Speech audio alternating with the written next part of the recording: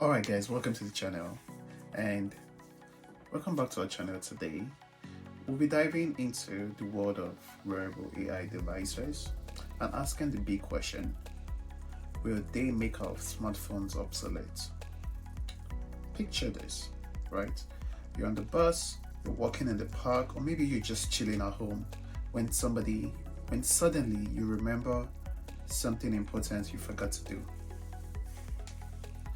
But instead of scrambling and trying to find your smartphone and type it all out, what if you could just say it out loud and have a tiny device on your chest or your glasses take care of whatever you need to do for you?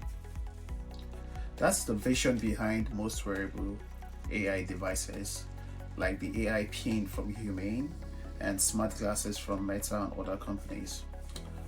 They are like having your own personal assistant right at your fingertips, or rather right on your shirt or glasses, right? So the question again: these devices connect directly to AI chatbots like ChatGPT, Google Gemini, and so you can just talk to them and they'll do all sorts of things for you, like sending text, making calls, and even taking pictures if the device has a camera.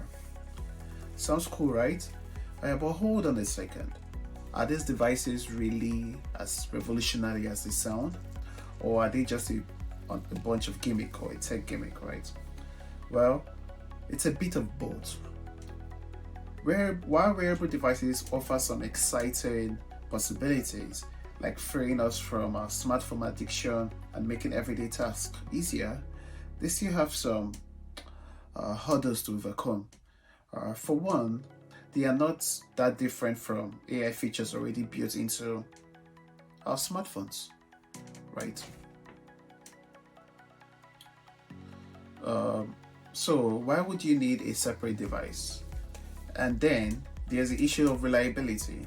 Some of these devices have been known to give wrong information or even hallucinate during demos, which doesn't exactly inspire confidence, right?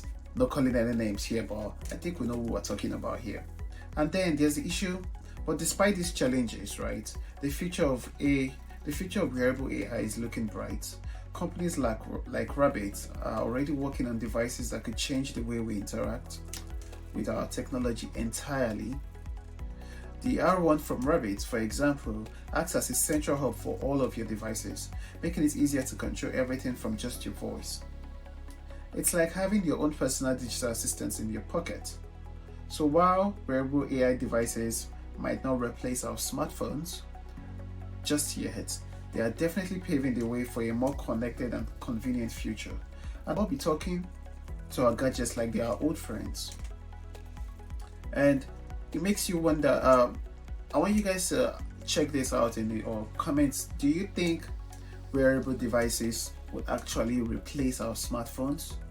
Or do you think as a species or as a people we are not very interested in communicating with our devices through voice, right?